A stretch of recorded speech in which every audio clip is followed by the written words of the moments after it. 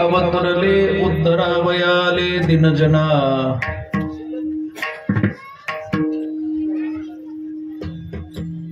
ब्रह्मादिक त्यांचे वंदिते पायवने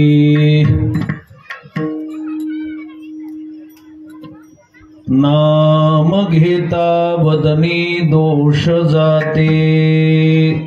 थोडासा विकू द्या। हो का दुराचारी इतका नाही विषयी आसक्त संत कृपे त्वरित उद्धरतो ब्रह्मादिक त्यांचे वंदिते पायवनी नाम घेता वदनी दोष जाते।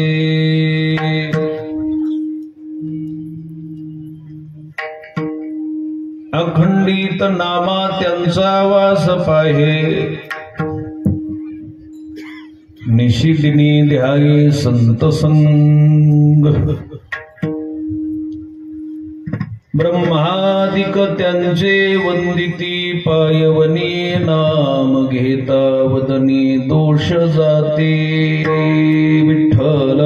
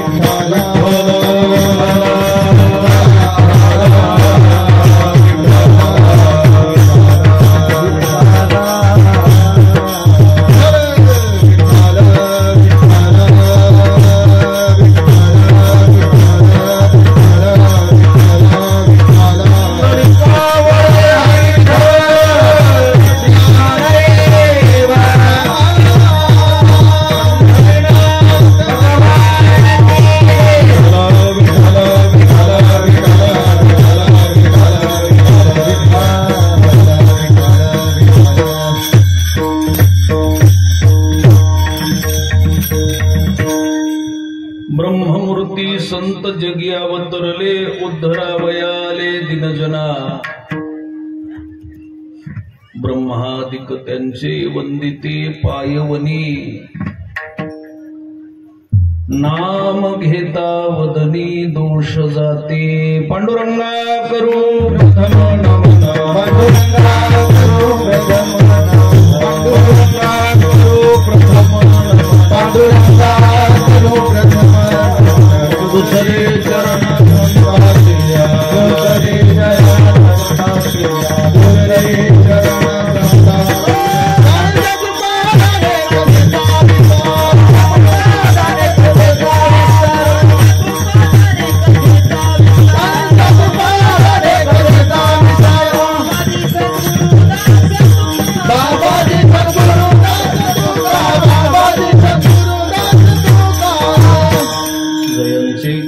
स्मरण होय सकळ विद्येचे अधिकरण तेची बंधू श्री चरण श्री गुरूंचे ते नमस्कारुनी आता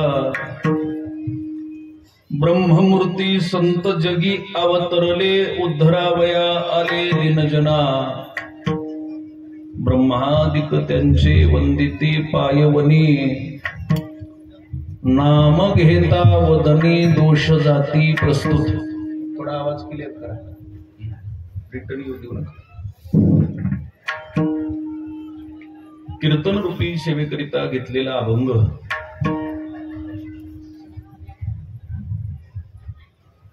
भक्त शिरोमणी संत श्रेष्ठ नामदेव महाराज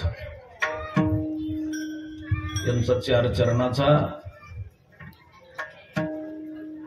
संत महात्म्याचं मृत्यू लोकांमध्ये येण्याचं कारण आणि संत महात्म्याचं सामर्थ्य वर्णन करणारा अभंग असून कोण संत आहेत तर अभंगामध्ये संताचा परिचय देत असताना प्रथम चरणामध्ये ब्रह्ममूर्ती संत असं वर्णन केलं। जगी अवतरले का आले या मृत्यू लोकामध्ये? तर उद्धरावया आले दिनजना. आपल्यासारख्या सामान्य लोकांचा उद्धार व्हावा म्हणून दिव्य पुरुष संत महात्मे या मृत्यू लोकात आले. जरी आपल्याला संत साधे सामान्य दिसत असतील तरी भक्त शिरोमणी नामदेव महाराज सांगतात त्यांचा अधिकार एवढा मोठा आहे, ब्रह्मादी देव त्यांच्या पायाचं रजकन मिळावं म्हणून पाठीमागं फिरतात. कोणते देव? थोडं अभंगाचं चिंतन लक्ष देऊन आहे का? ब्रह्मादिक त्यांचे वंदिती पायवनी, आणि आम्हाला फायदा नाम घेता वदनी दोष जाते. नुसतं नाव जरी अशा संत महात्म्याचं घेतलं तर आपल्या जवळचे दोष जातात. हे त्यांच्या नावाचा फायदा आहे. कुणाकुणाचे दोष जातात तर अभंगाचं तिसरं चरण लक्षात घ्या. होका दुराचारी विषयी आसक्त. भयंकर पाप घडलेला एखादा जीव असू द्या, पण अशा संत महात्म्याच्या नुसतं नावाचं स्मरण केलं तरी महाराज म्हणतात त्याचा तात्काळ उद्धार होतो. संत कृपे त्वरित उद्धरतो. म्हणून अशा संत महात्म्याची आम्हाला गरज आहे. नामदेव महाराज म्हणतात मी सुद्धा अशा संत महात्म्याची मला कधी संगत घडल म्हणून मी रात्रंदिवस वाट पाहतोय. अखंडित नामा त्यांचा वास पाहे, निशिदिनी ध्याये संत संग. अखंडित मी अशा संत महात्म्याचे कधी मला भेट होते अशी मी वाट पाहू नये. रात्रंदिवस अशा संत महात्म्याच्या संत संघाचा मला कधी आश्रय प्राप्त होईल म्हणून मी रात्रंदिवस अपेक्षा करतोय. मग असे दिव्य पुरुष संत महात्मे दैवयोगानं आपल्याला जर लाभले असतील तर आपलं किती परमभाग्य याचा विचार करा. विठ्ठला विठ्ठला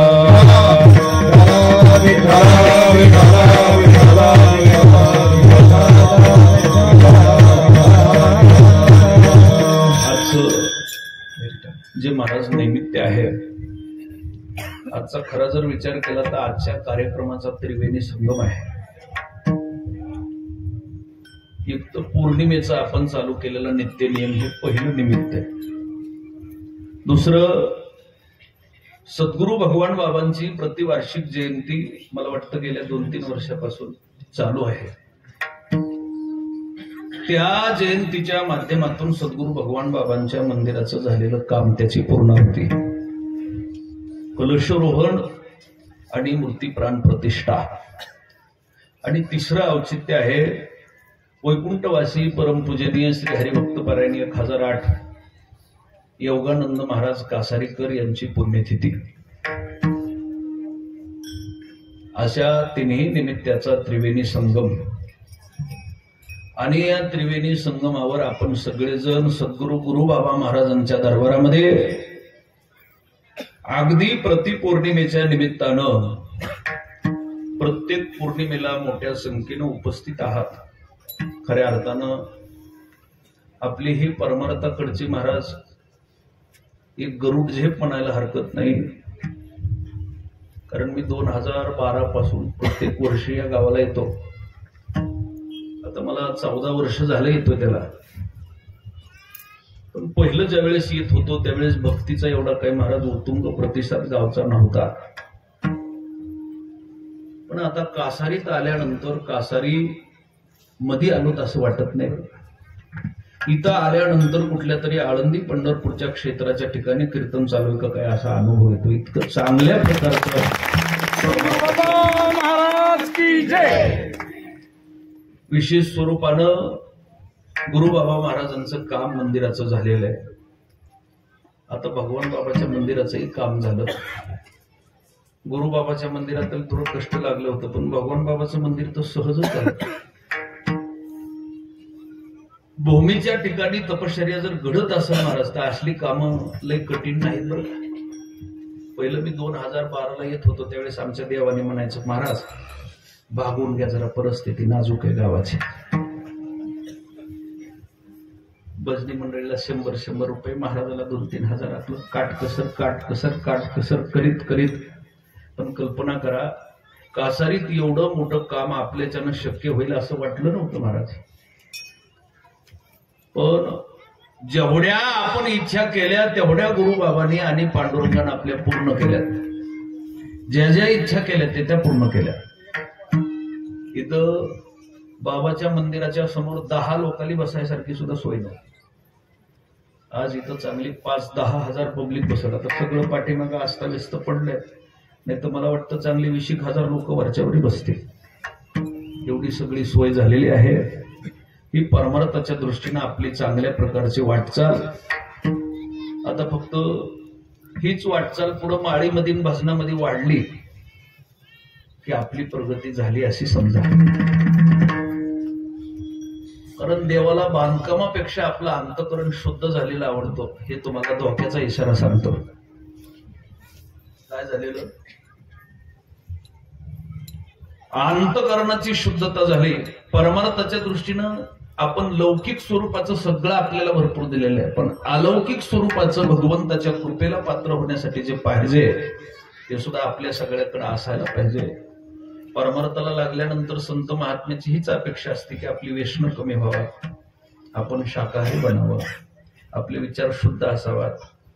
आणि आपण याही गोष्टी जर महाराज निश्चित स्वरूपानं गुरुबाबाच्या आशीर्वादानं आपल्यासाठी सहज शक्य आहे.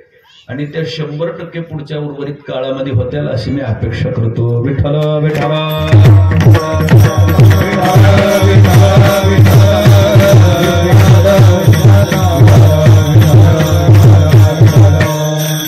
आणि आपल्या पौर्णिमेला हे आता दुसरं वर्ष चालू आहे.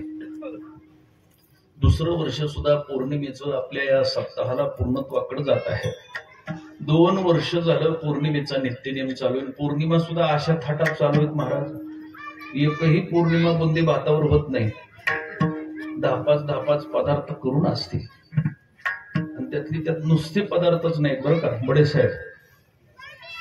महाराजही 30 हजाराच्या पुढचेच असतील. कमी पैसे घेणाऱ्याला बोललीच नाही. इतकं सगळं थाटामाटामध्ये अगदी आनंदामध्ये आपली परमार्थाची वाटचाल आहे. म्हणून खऱ्या अर्थानं हे खाली त्यातले थोडं शांत बसवा.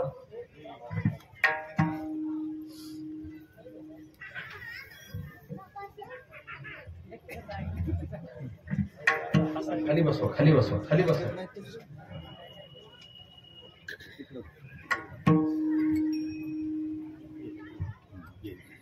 विठ्ठल विठ्ठल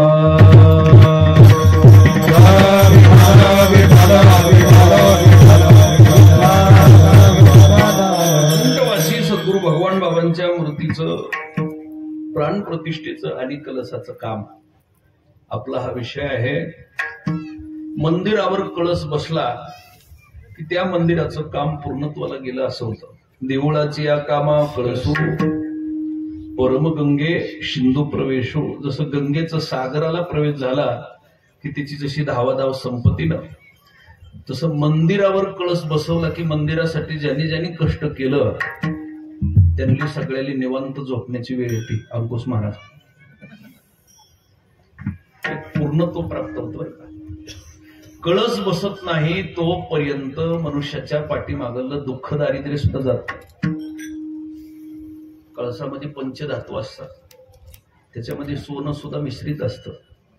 आणि सोनं हे धातू मधला सगळ्यात मोठा कळस आहे. सोनं धातू मधला सगळ्यात श्रीमंत आहे सोनं महाराज. म्हणून कळसाचा सगळा सोन्याचा जरी कळस नाही बसवला तरी कळसाचा रंग सोन्याचा आहे. कळस म्हणजे सोनं आहे.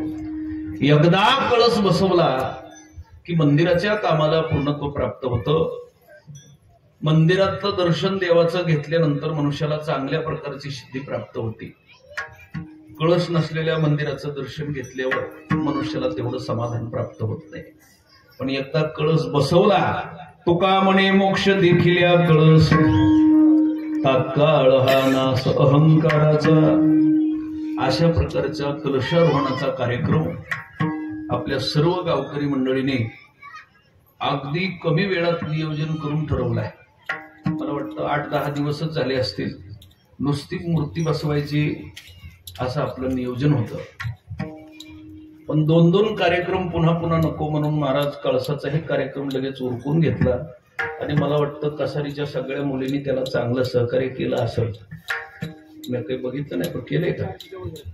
400 मुलीच्या वरी 400 पेक्षा अधिक मुलींनी महाराज या कळसासाठी दान केलेलं आहे. हे खऱ्या अर्थानं अगदी महाराज मुली सुद्धा आणि या गावचे जावई सुद्धा आले असले तर धन्यवादाला पात्र आहेत. विठ्ठला विठ्ठला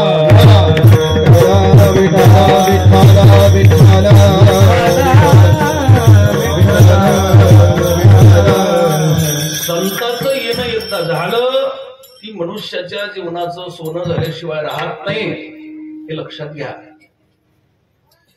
संत येतात मृत्यू लोकांमध्ये, सामान्य जीवाचा उद्धार व्हावा ही अंतःकरणात कळकळ आहे म्हणून संत येतात.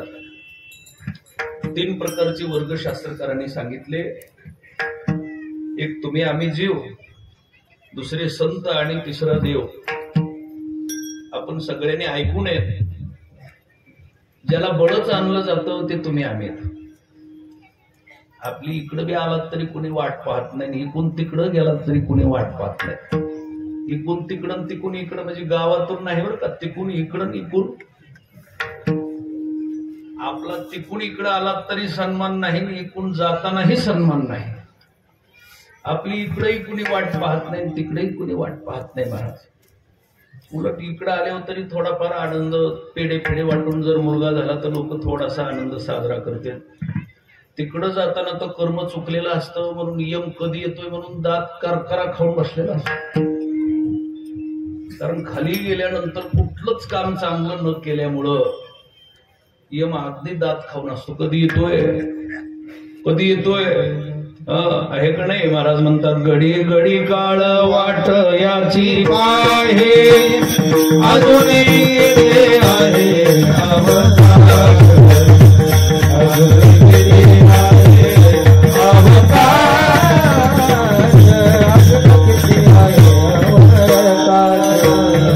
घडी घडी काळ वाट याची आहे, अजून किती आहे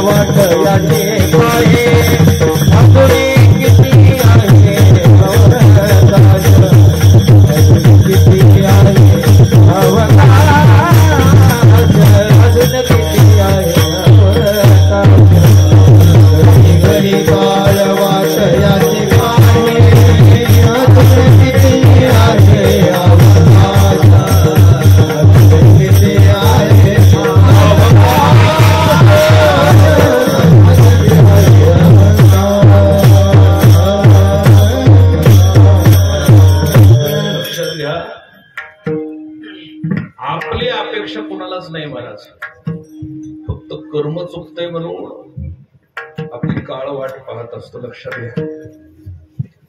आपल्याला तिकून येताना बळच आणलेलं आहे. बरं तिकून येताना बळच येणार का, पण इकून जाताना बी बळच न्यावं लागतं. कारण 100 वर्ष भरू द्या पण 110 पर्यंत गेलेल्या माणसाला सुद्धा कासारी सोडावी अशी इच्छा होत नाही. होतं का. तिकून येताना बळच चाललंय, इकून येताना सुद्धा 100च्या पुढं वय गेलेलं म्हातारं मेल्यानंतर सुद्धा लोक म्हणते देवाला खपलं नाही की हो. काय देवाचं वाटवं केलं. आपल्यासारख्याला लक्षात येतं 110 जाऊन पंढरपूरची वारी नाही, गळ्यात माळ नाही, मग आणखी किती दिवस असाच उर्ज म्हणून राहत होता काय माहिती खाली. अरे मोबाईल बंद करा. चर्मन तुमचंच आहे का. पुढं बसून काहीतरी फायदा बंद करा. आणि ह्याचं थोडं आवाज सारखं सारखं रिटर्न जास्त देऊ नको. इथं नाही तर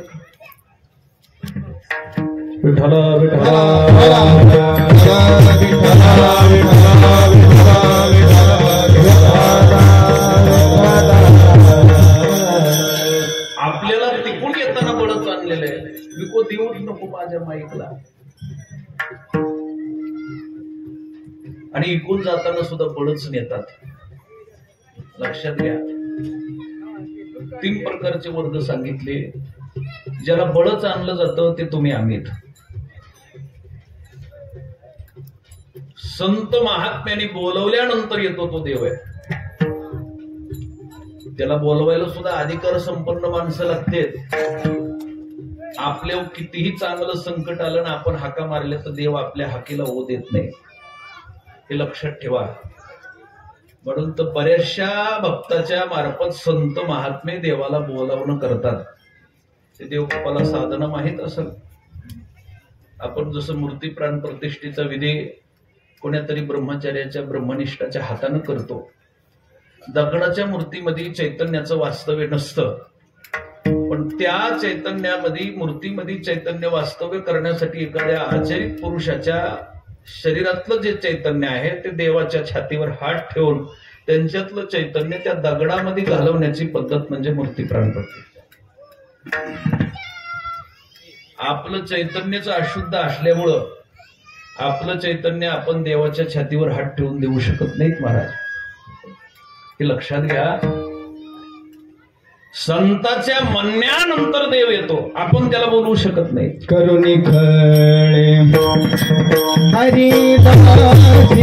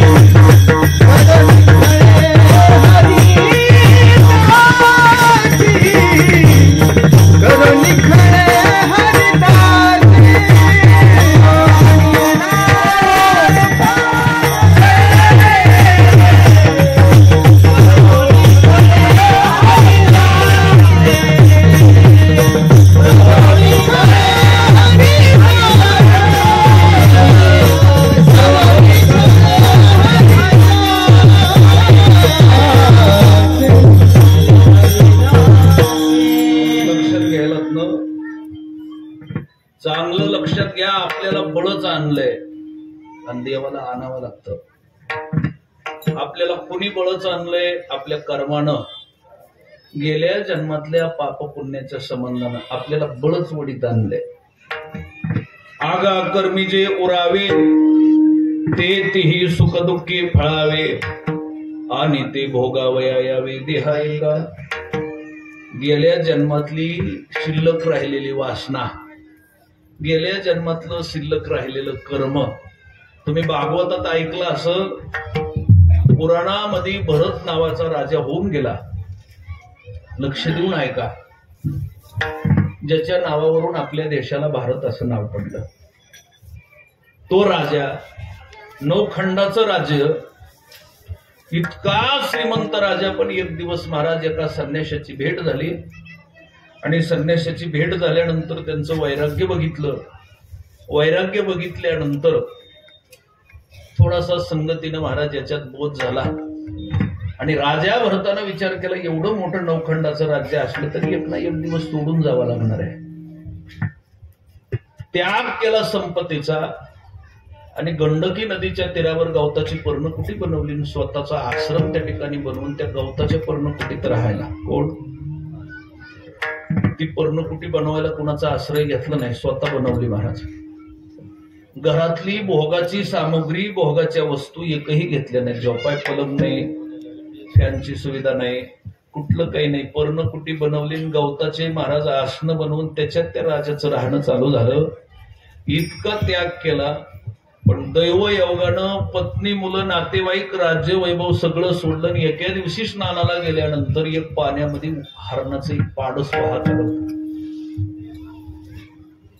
लहान पाडस, डोळे उघडलेले नव्हते. राजा भरताला वाटलं आपण स्वतःला साधनेत म्हणून घेतो, साधू म्हणून घेतो, मग याच्यावर थोडी दया करायला पाहिजे.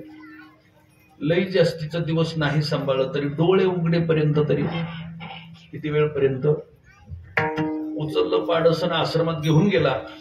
डोळे उघडल्यानंतर त्याला काही आई मिळाली नाही, पण भरत बघितला महाराजांनी, हीच आई समजून ते पाडसाच्या मांडीवर खेळायला लागलं. आता कल्पना करा, कसली बसली लेकरं जरी महाराज भजन करताना मांडीवर जर बसली तर हरिपाठ चुकतोय. मोह निर्माण झाला की मनुष्याच्या साधनेत भंग पावला, हे लक्षात घ्या. हे तर पाडस आहे हरणाचं. हरणाचं पाडस मांडीवर येऊन बसल्यानंतर राजाला काही बरं वाटलं नसेल का हो? काही काही प्राण्याचा स्पर्श एवढा चांगला आहे, मनुष्याला अपेक्षा असते. फक्त एवढंच आहे, माणसं माळकरी नाहीत म्हणून प्राणी जवळ येत नाही. थोडा माणसावरचा भरवसा उठलाय प्राण्याचा.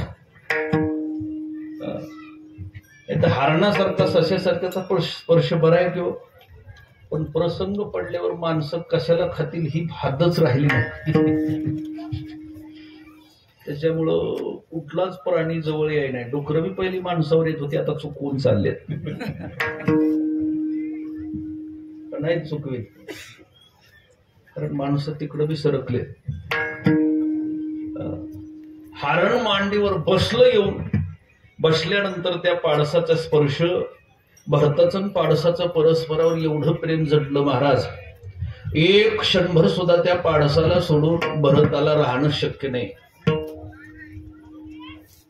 काही चरण्यासाठी भरत पहिला 18 तास समाधी लावित होता. किती तास? 24 तास मधली 18 तास समाधी एकनिष्ठ लागायची. पाडस आल्यापासून त्या समाधीची वेळ थोडी कमी होत गेली. 18 तासावरची काही महिन्यानं 14 तासावर, 12 तासावर, 10 तासावर, पुन्हा 8 तासावर, पुन्हा 4 तासावर, पुन्हा 2 तासावर, पुन्हा 1 तासावर, आणि तासाहून मिनिटावर आली महाराज. भरतानं नुसतं डोळे खोटे झाकायचे, पाडस मांडीवर धरायचं, भजनाला लागायचं. पाडस उठून गेलं की लगेच उठायचं आणि कुठं गेलं म्हणून त्याला शोधत जायचं. ही वासना आहे. काय आहे? आणि एखाद्या वेळेस मन घट्ट करून बसण्याचा जरी प्रयत्न केला तरी दुसरं मन संशय उत्पन्न करून द्यायचं. बाबा, पाडस जर बाहेर गेला असेल तर, अवचित वाघ आला असेल तर, एखाद्या वेळेस बिबट्याची शक्यता आहे, बिबट्या आला असेल तर, कोल्हा आला असेल तर, खाईल याला, मरण याला, हा जर मेला तर मग माझं जगणं काही शक्य नाही. इतकं प्रेम कोणावर झालं? थोडं लक्ष द्या. इतकी वासना गुंतली. आता राज्य नवखंडाचं सोडलेला राजा, स्वतःची जन्मदाती लेकरं सोडली, पत्नी सोडली, ज्याच्या नावावरून देशाला भारत नाव पडलं असेल, तो काय राजा थोडा श्रीमंत असेल का महाराज? इतक्या श्रीमंतानं सगळं सोडलं. प्रेम कशात गुंतलं? वासना पाडसामध्ये गुंतली. अंतकाळाचा समय आला, आता प्राण जाणार आहे. एवढ्यामध्ये महाराज, याला माझा उद्धार व्हावा याची नाही चिंता राहिली. मी जर आता अचानक मेलो तर हे पाडस कुणाच्या सांभाळी घालावं, कोण सांभाळेल याला, हे आश्रम आता मोकळा होईल, मग याची फार पंचायत होईल. असं म्हणित म्हणित म्हणित म्हणित देहत्याग झाला. आणि देहत्याग झाल्यानंतर राजाला मृग योनीमध्ये पुन्हा जन्माला यावं लागलं महाराज. कोणत्या योनीमध्ये? बरं, हे पळत झालं का कशामुळं? मग आपल्याला जन्माला कुणी आणलंय? जन्म घेण्याला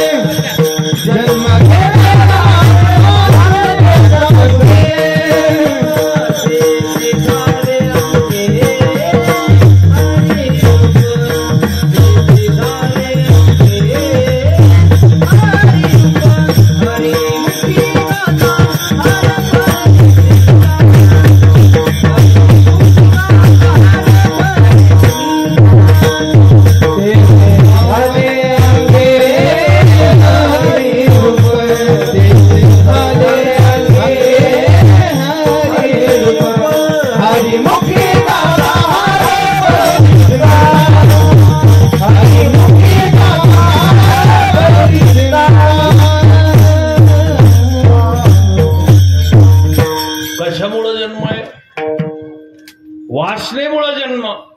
आणखी जन्माचं कारण आहे कर्मामुळे जन्म. कशामुळं? गेल्या जन्मातलं काही कर्म शिल्लक राहिलं असलं, काही जण वाईट कर्म शिल्लक राहिले म्हणून जन्माला येते, आणि काही जणांचं चांगलं कर्म राहिले म्हणून जन्माला येते. नामदेव महाराजांनी संकल्प केला 100 अभंग लिहिण्याचा. किती संकल्प चांगला होता का वाईट?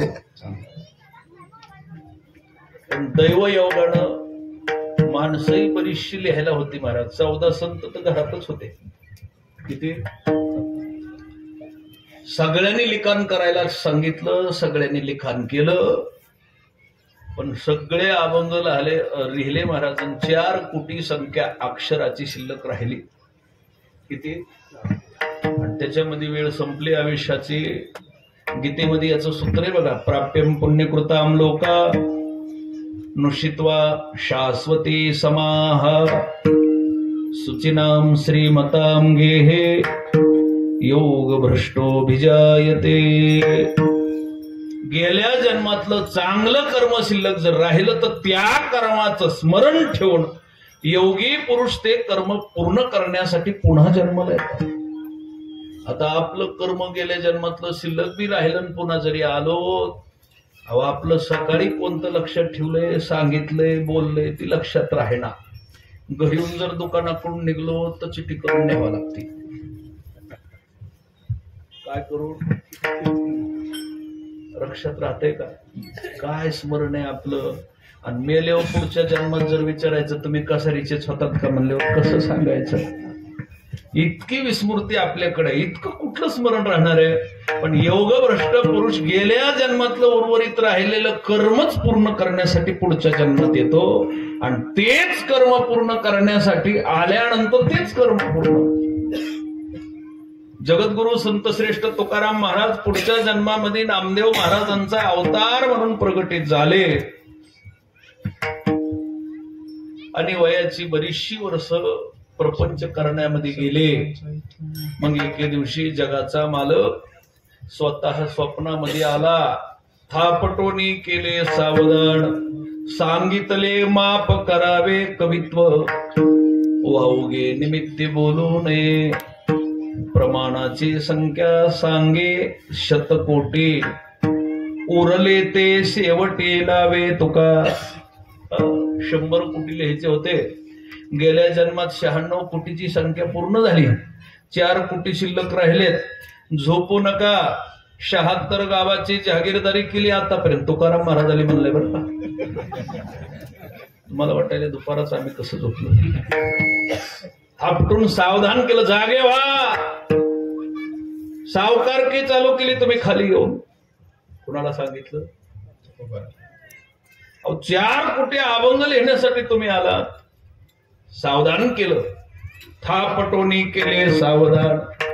उठा, जागे व्हा. उरलेले 4 कोटी अभंगाची संख्या पूर्ण करण्यासाठी तुम्ही खाली आलात. प्रमाणाची संख्या सांगे 100 कोटी, उरले ते शेवटी लावे तुका. लवकरात लवकर हे पूर्ण करायचं. पण गेल्या जन्मातलं कर्म करण्यासाठी योगी पुरुष पुढच्या जन्मात येतात. आता आपलं कर्म ह्याच जन्मात महाराज उच्चार करण्यासारखं नाही, तर पुन्हा पुन्हा तेच करायचं म्हणल्यावर कशाला जन्माला यायचंय? म्हणून संत महात्मे पूर्ण कर्म करण्यासाठी येतात. महाराज म्हणतात काय, असे संत महात्मे पुढच्या जन्मामध्ये त्यांचं कर्म पूर्ण करण्यासाठी येतात. ज्ञानोबाराय कर्मभ्रष्ट पुरुष आहेत, योगभ्रष्ट पुरुष. आपण कर्मभ्रष्ट आहेत, संत महात्मे योगभ्रष्ट आहेत. ज्ञानोबाराय योगभ्रष्ट पुरुष आहेत. म्हणून शाळेमध्ये गुरुकुलामध्ये न जाता, गुरु न करता उपजताची ज्ञानी. किती ज्ञान? जन्माला जन्माल्या 1400 वर्षाचा चांगदेव आले लोटांगणी, चांगदेव आले लोटांगणी.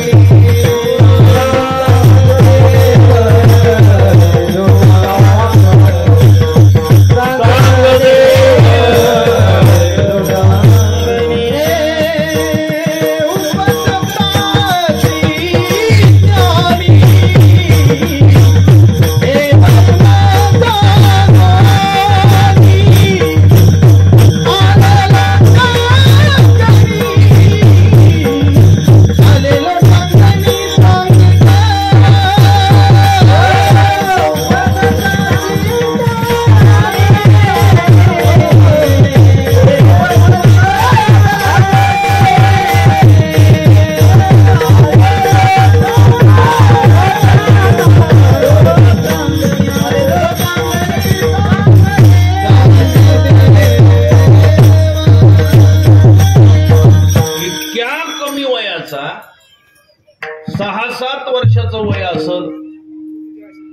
आणि वेद सुद्धा जर महाराज प्रखड बोलत असत, वेद काय बदल किती बघा, काय काय 80च्या पुढे जाऊन सुद्धा एसटीच्या भोवताली फिरते, पाठी बी वाचायच नाही मरेपर्यंत,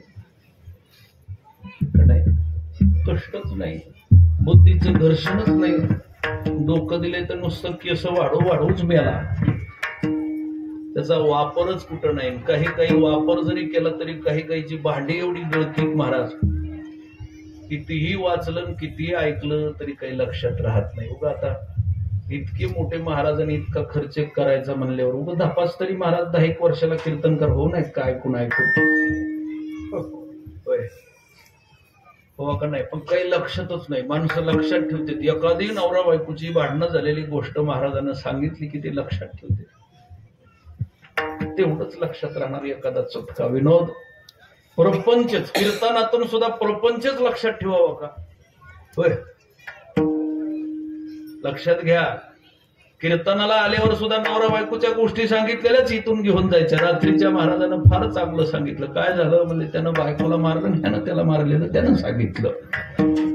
कीर्तनातून आल्यानंतर प्रपंच घेऊन जायचा नाही, तिकडल्या प्रपंचात दुःख आहे म्हणून इथं परमार्थ घेऊन जायचा. इथं फक्त ज्ञान पुण्य प्राप्त होणार आहे अशा ज्ञानाचा संचय करून ते घेऊन जावं. इतक्या कमी वयाचे भगवान श्री ज्ञानोबाराय एवढं ज्ञान बघितलं आणि 1400 वर्षाचा चांगदेव लोटांगणाला आला. याला योगभ्रष्ट पुरुष म्हणतात. लक्षात घ्या, असे योगभ्रष्ट पुरुष या लोकामध्ये आल्यानंतर लवकरात लवकर त्यांचं कर्म करतात महाराज. आणखी लक्षात घ्या, ज्यांना बळच आणलंय ते तुम्ही आम्ही आहेत. संत महात्म्याच्या बोलवण्याने येतो तो देव आहे. आणि याला रूपा बळे कुणी हरिदासानी किंवा आला नावा रूपा तुका म्हणे झाला सोपा. देव सहजासहजी येत नाही, देवाला आणायला संत महात्मे लागतात. म्हणून आपल्याकडं सद्गुरू भगवान बाबांचं गुरु बाबाचं येणं झालं आणि जिथं संत आले तिथं देव न बोलवता ते आणतात. आपली सेवा संताला पसंत पडली, पंढरपूरच्या पांडुरंगाला संताच्या हस्ते ते बोलवून घेतात. देवा, कासारीचे लोक चांगली सेवा करतायत, परीक्षा असते संताकडे. कारण संत नुसतं आपलं आत्मपरीक्षण करण्यासाठी, आपलं अंतकरण शुद्ध झालं की देवाला बोलवून घेतात. देव पाठीमागून येतं बरं का, कारण हे त्यांचे मध्यस्थी. कुणाचे? अगोदर संत येतात आणि संत आल्यानंतर मग देवाला सांगतात हे आता योग्य झाले तो प्रसाद देण्याच्या, मग देव येतो. म्हणून संत महात्म्याच्या आज्ञेनं देवाचं येणं आहे, देव असा येत नाही. पण जगाचा वाम मार्गाचा प्रवास बघून संत महात्म्याला बघवत नाही, म्हणून जगाच्या उद्धारासाठी इहलोकामध्ये येतात, त्याला संत म्हणतात. त्यांना कोणी बोलवीत नाही आणि त्यांना आपल्यासारखं त्यांचं कर्म वासना काही बळच आणेल, आपली इच्छा नाही पण वासनेनं आणलं. तसं संत महात्म्याच्या ठिकाणी वासनाही नाही महाराज, आणि संताचं कर्म काही अपूर्ण राहतही नाही. मग संत महात्म्याला बळच कोण आणतंय? आपल्याला तरी देवाच्या आज्ञेनं यमाला सांगून प्रकृतीने हे उष्ण दिलंय, बळच पाठवलंय वरी. देवालाही त्याच्या जवळचे संत बाजूला जावात अशी इच्छा नाही, पण तरी सुद्धा समाजावर असणार महाराज आतोनात संत महात्म्याचं प्रेम. या प्रेमासाठी संत महात्मे या जगामध्ये येतात. कोण संत? अभंगाचं प्रथम ब्रह्ममूर्ती संत, ब्रह्ममूर्ती संत,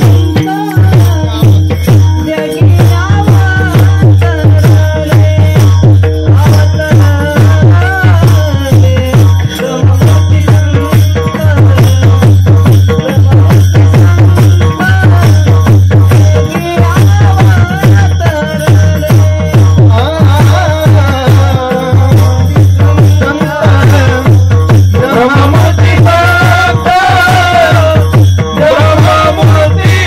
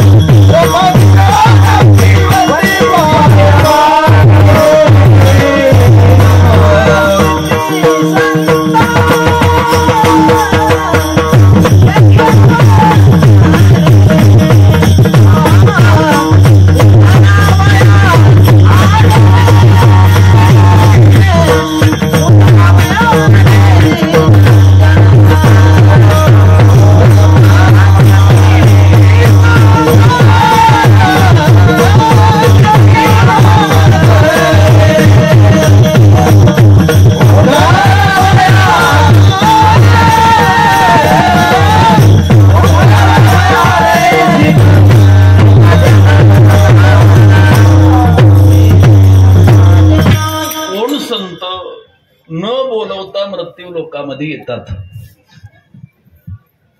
कोण बोलवतो संताला?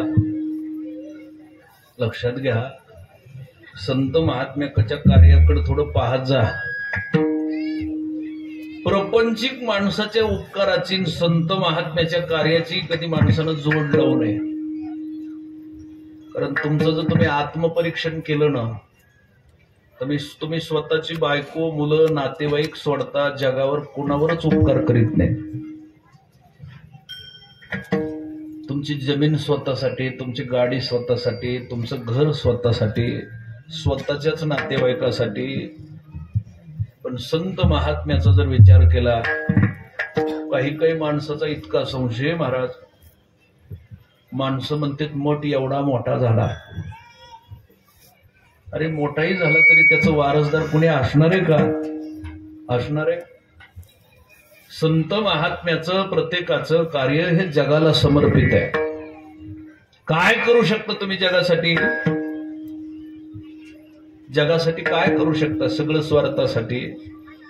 पण निस्वार्थ भावनेनं जगाच्या उपकारासाठी, उद्धारासाठी प्रयत्न करणारे या जगतामध्ये संत आहेत. संत सोडता दुसरं कुणी नाही. महाराज म्हणतात, येथे उपकारासाठी आले घर ज्या वैकुंठी. वैकुंठ लोकातून मृत्यू लोकामध्ये फक्त परोपकाराची भावना ठेवून येतात. कोण संत? संताची काही जात कोणती विशेष असावी असं काही नसतं बरं का. थोडं लक्षात घ्या. एक तर संताच्या जातीचा उच्चार माणसाच्या वाणीनं होऊ नये. कारण जात कुठलीही असली तरी जातीतला दोष संताच्या ठिकाणी असू शकत नाही. मी सतत सांगत असतो, फुल कितीही यंद्यात उगवलं ना महाराज, तर खालच्या घाणीचा लवलेश त्या फुलाच्या ठिकाणी नसतो. कशाचा? खालच्या घाणीचा. उग माणसानं म्हणणं आहे मुसलमान गहाणच आहेत, अमुक आहे, तमुक आहे.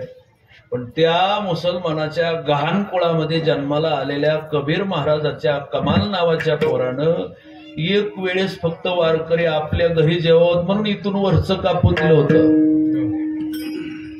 कोणतं? आहे का तयारी कुणाची? पण काय कुळावरून संत गहाण असतात का?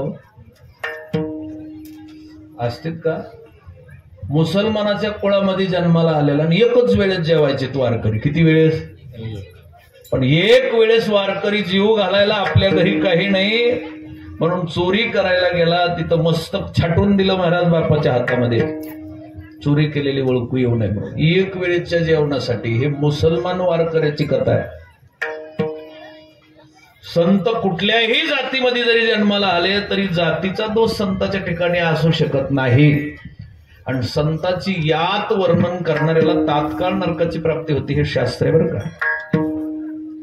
महाराज म्हणतात, वैष्णवाची याती किंवा याता याती धर्म नाही विष्णुदासा, निर्णय तो ऐसा वेदशास्त्री. याती वर्णन करू नये. कुठेही जन्माला येऊ शकतात. फक्त ज्या ठिकाणी समाज भक्ती मार्गापासून बिघडलेला आहे अशाच ठिकाणी संताचं हे नव्हतं. विठ्ठल विठ्ठल.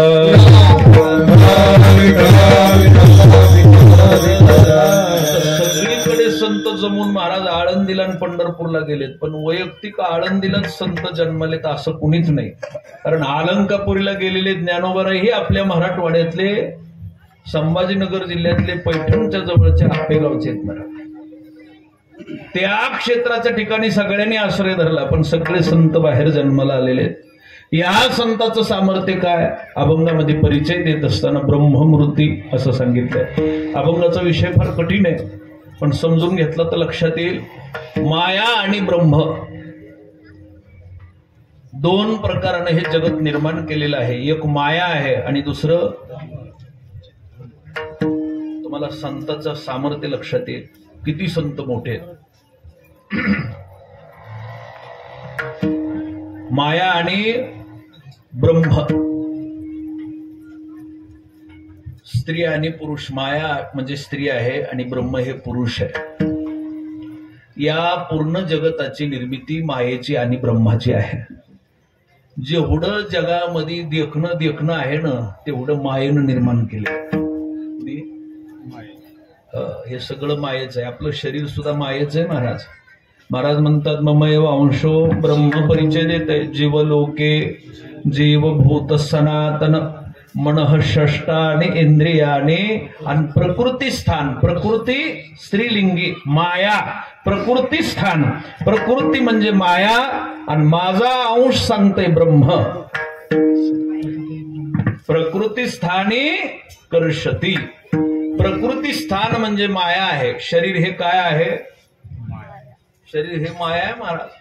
ज्याच्यामध्ये नित्य बदल होतो, मायेचा सहज परिचय, जे रात्रंदिवस बदलत जातं त्याला माया म्हणतात. हे घरं बांधणं, मंदिरं बांधणं हे सगळं मायेचं स्वरूप आहे. त्याला जेवढं आपण नटवायचा प्रयत्न करतो ना, वेगळी वेगळी कला महाराज प्रत्येक वर्षी अंमलात येते. काहीतरी नवीनच अंमलात येते. आणि माया असं काम करते, पहिल्यावर समाधानी राहू देत नाही. कोण? माया नित्य बदलीत राहते. अवकाशामध्ये समाधान असू द्या. माणसं पहिली लेकरं झाल्यानंतर तेवढं तात्पुरतं बरं वाटतं, पण त्याच्यापेक्षा नातरुंड झाल्यानंतर असं वाटतं की आपला लेकापेक्षा नातरुंडच बरं आहे. त्याच्यावर समाधानी नाही. नातरुंडाकडून सुखाची अपेक्षा प्राप्त होते. आता हे सगळं सगळ्या क्षेत्रात लावा बरं का. मी एकच उदाहरण दिलंय. तुम्ही कशा कशावर समाधानी नाहीत ते तुम्ही लावा. मनुष्य पदार्थावर समाधानी नाही, मनुष्य विषयावर समाधानी नाही, मनुष्य अलंकारावर समाधानी नाही, कष्ट करून ह्या वर्षी बांधलेल्या घरावर समाधानी नाही. काही काही माणसं आम्हाला सांगतात महाराज घर चांगलं बांधलं होतं, पण आम्ही बांधलं त्यावेळेस आमचं एकट्याच गावात स्लॅबचं होतं, सगळ्यात नंबर 1 दिसत होतं. म्हणले आता खालून नंबर आहे पहिला, खालून नंबर आहे. मग जरा थांबायलाच पाहिजे होतं 5-50 वर्ष. सगळी बांधून बांधून कवा थकतेत, मग पुन्हा चालू करायला पाहिजे. तसं होईल का? तसं होईल का? माया ही दररोज बदलत राहणार आहे. कशावरच समाधानी राहू देत नाही. तिचं नाव आहे माया. काय? ज्ञानावरही समाधानी नाही. अहो कशावरच नाही म्हणजे लक्षातच घ्या. आता कशावरच समाधानी नाही. आज घेतलेल्या वस्त्रावरही मनुष्य समाधानी नाही. आता विषय खालचा आहे म्हणून सांगत नाही. मनुष्य विषयावरही समाधानी नाही. आपले आपले माणसं मिळाल्यानंतर सुद्धा समाधानी को. माऊली म्हणतात आसो वनिता पुली कुरूप जरी झाली तरी तेची भोगिता भली जियापरी. 80,000 लग्न करून रावणाला मायेनं सीता दाखवली. नकट्या सुर्पनाकानं वर्णन केलं की महाराज त्यांना विचार केला. नाक कापलेलं बहिणीचं एवढं वाईट वाटलं नाही, पण एक सुंदर स्त्री आहे, फार सुंदर आहे, विश्व सुंदरी दिसते. मग ती सुंदरी स्त्रीचं हरण कसं करावं? पहिल्या किती होत्या? झोपू नका, आकडे लक्षात ठेवा. पहिल्या किती होत्या? आणि ते बी अशा काही कशा बशा करून बघून केलेल्या नव्हत्या. 80 सहस्त्र त्या सुंदरा कामिनी त्या माझी पट्टराणी मंदोदरी. सगळ्या सुंदर स्त्रिया पहिल्या 80,000. नुसतं सुंदर स्त्रीचं वर्णन ऐकलं, रूप घेतलं संन्याशाचं, मायेचं हरण करायला गेला. आता संन्याशाचं सोंग तरी करून हे काम काही साध्य होईल का हो? सोंग कशाचे? संन्याशाचं सोंग करून हे काम साध्यच होणार नाही. एक तर सोंग संन्याशाचं घेतलं आणि चोरायला मायेला गेला. माया जी आली महाराज याच्या सोन्याच्या लंकेसहित शरीर राग करून परत गेली. तिला हनुमंतराय न्यायला आले ते चल माय.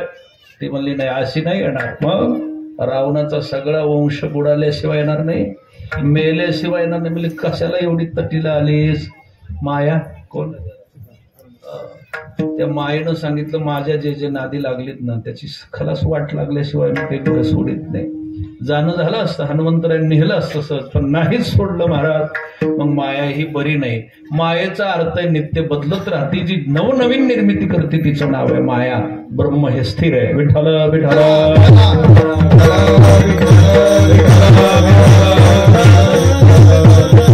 मायेचा आकार फार मोठा आहे. माया कोण आहे? मायेला 5 मुलं आहेत असं वर्णन आहे शास्त्रामध्ये. किती मुलं? कोण कोण आहे? पृथ्वी, आप, तेज, वायू आणि आकाश. आता उगा लक्षात घ्या, मी सतत सांगत असतो, पृथ्वीपेक्षा पाण्याची व्याप्ती थोडी जास्त आहे. म्हणजे जमिनीपेक्षा पाणी जास्त आहे. किती जास्त आहे हो?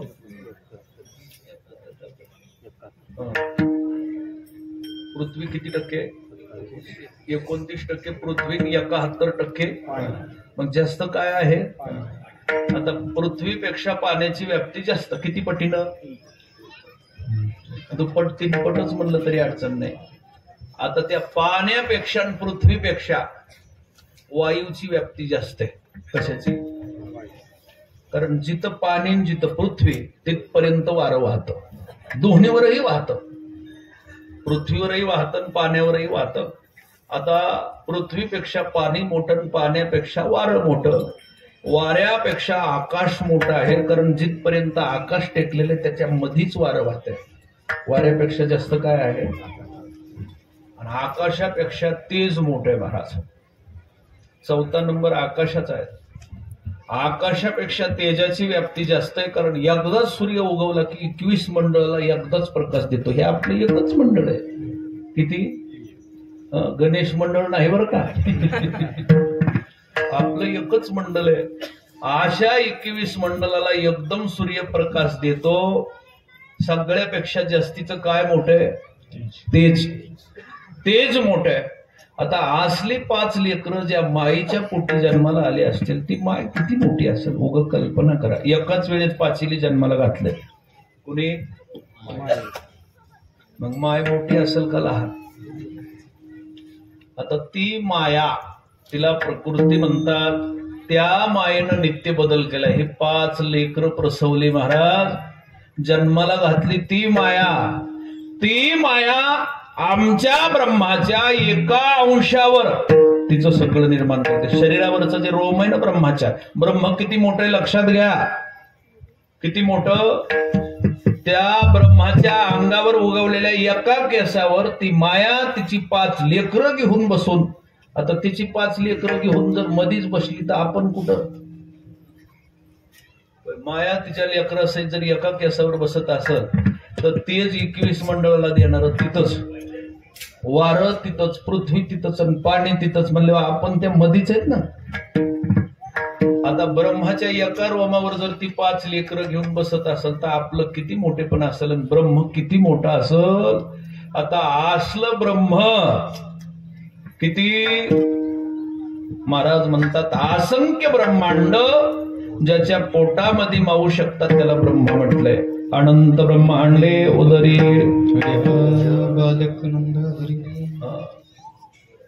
आहे का नाही? इतका मोठा देव आहे आणि याला ब्रह्म म्हटलंय. हा ब्रह्म आता संताचा अधिकार किती मोठा बघा.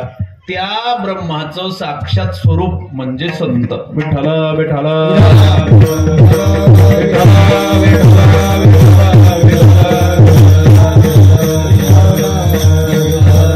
ते ब्रह्म प्राकृत आहे आणि त्या ब्रह्माचं सामर्थ्यवान स्वरूप म्हणजे संत. जेवढं ब्रह्माचं मोठेपण आणि ब्रह्माची सामर्थ्य शक्ती तेवढी आमच्या संत महात्म्याची शक्ती आहे. नामदेव महाराज म्हणतात ब्रह्ममूर्ती संत. आता तिसरा एक वर्ग आहे, त्याचं नाव आहे ईश्वर. ईश्वर याचा अर्थ राम ईश्वर होता, देव होता, ब्रह्म नव्हता. ब्रह्मापासून वेगळं झाल्यानंतर ईश्वर. कृष्ण ईश्वर होता. देवानं 24 अवतार धारण केल्यानंतर देव ईश्वराच्या ठिकाणी असतो.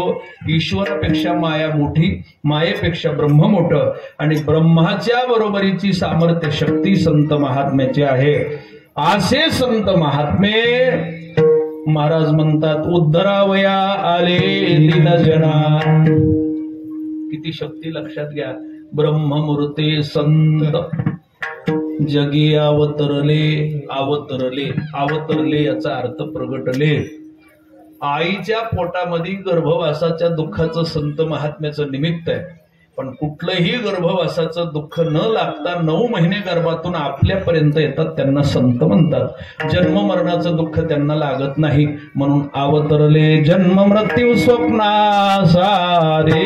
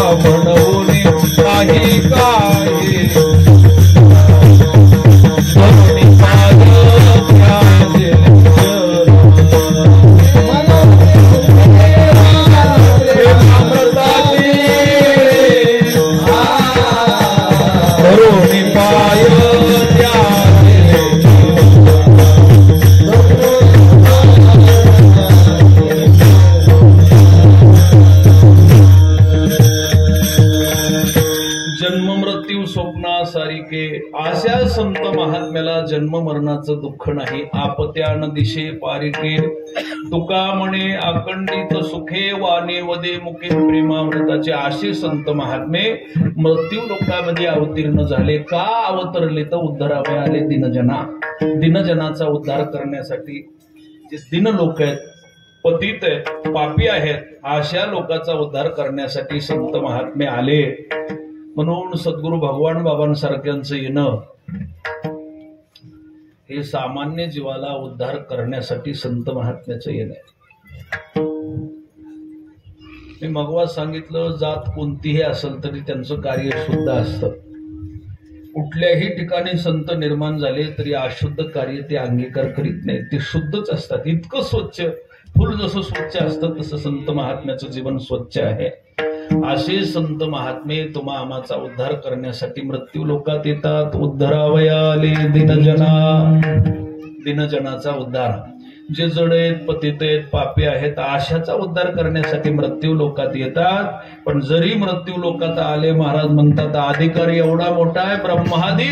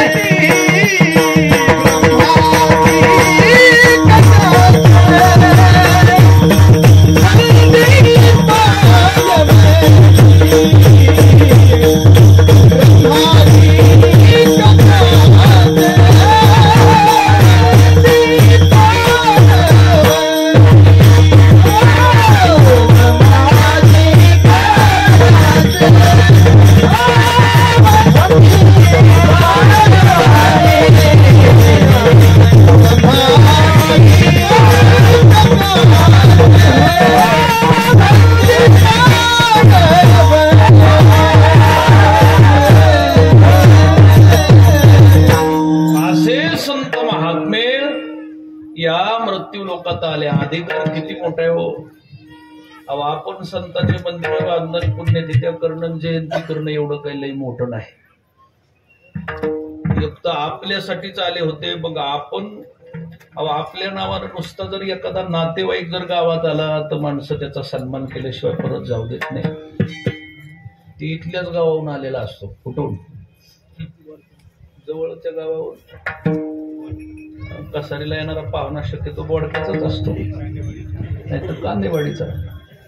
आता इतक्या जवळून आलेल्या पाहुण्याचा जर सन्मान आपण चांगला करीत असतो तर हे पाहुणे आलेले कुठून आहेत देवा? आम्ही वैकुंठवासी आणि आलो याची कारणाशी. किती लांब आहे गाव ते? तुम्ही कधी कल्पना तरी केली का वैकुंठाला जातो आपण असं?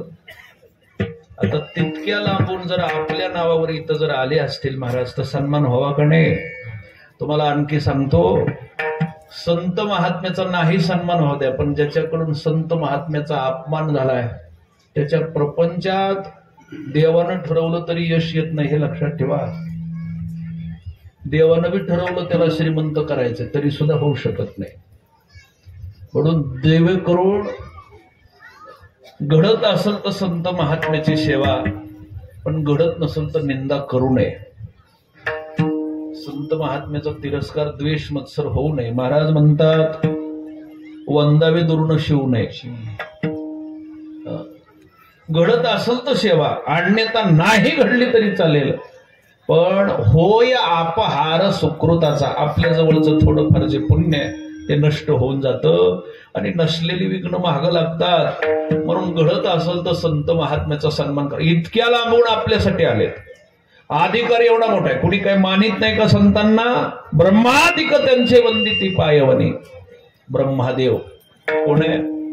जयाचे नाव तीर्थराव, दर्शने प्रशस्तीचा ठाव, जयाचे निसंगी ब्रह्मभाव भ्रांतासे. एका भक्त चरित्रामध्ये कथेचा प्रसंग आहे. देव सांगतोय उद्धवाला, भक्त माझे खाली जात नव्हते संत, पण मी सांगितलंय तुम्ही पुढे जा. संतांनी देवाकडे तक्रार दिली, देवा खालची लोक चांगली नाहीत, आम्ही खरं बी सांगायला गेलो तरी कुणी ऐकत नाही. कारण खरं बोलणाऱ्याला सुद्धा अलंकापुरीत खापर दिलं नाही. कसं बोलणाऱ्याला? आणि खोटं बोलणारे, आता तरी खोटच बोलणार सगळं जग आहे महाराज.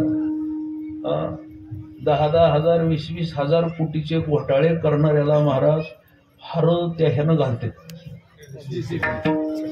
कशानं घालते का नाही? त्या अवलादीचा एक बी शब्द खरा नसतो बरं का. ते सर खोटच बोलणार, लबाडच बोलणार सगळं. आणि इतकं अशुद्ध, बरं नुसतं लबाड बोलण्याचंच आचरण नसतं, बाकीच्या बी लई गोष्टी, घोटाळे मरणाचे, आपलं सगळं खाल्लेलं. खोट्याचा सन्मान होतो का नाही कलियुगामध्ये? इतकं अशुद्ध आचरण करून सुद्धा पाऊस येण्याचा वाट आहे. मग थोडं वर केलेलं बरोबर आहे. ब्रह्मादी देव त्यांच्या पायाला वंदन करतात, एवढा अधिकार संत महात्म्याचा आहे. अशा दिव्य पुरुष संत महात्म्याची जयंतीचं औचित्य साधून योगानंद महाराजांची पुण्यतिथी आणि वैकुंठवासी सद्गुरू संत श्रेष्ठ भगवान बाबा यांच्या मंदिराची मूर्ती प्राण प्रतिष्ठा, या सगळ्याचा योग साधून आता आपली बी वेळ संपलेली. 2 तास झालेत पूर्ण, म्हणून जास्तीची वेळ न घेता, कारण आपली निवाऱ्याची जागा लई कमी आहे, म्हणून झालेली सेवा परमात्म्याच्या चरणी समर्पित. एवढी सगळ्याला सूचना आहे. भगवान बाबाच्या मंदिराचं काम पूर्ण झालेलं आहे. महिला मंडळीसाठी सूचना आहे, मंदिरात दर्शन घेण्यासाठी कुणीही महिला मंडळीने जायचं नाही. आणि मध्ये जे पुरुष मंडळ जाणार आहेत त्यांनी देवाला गणतीन काही लावायचा नाही.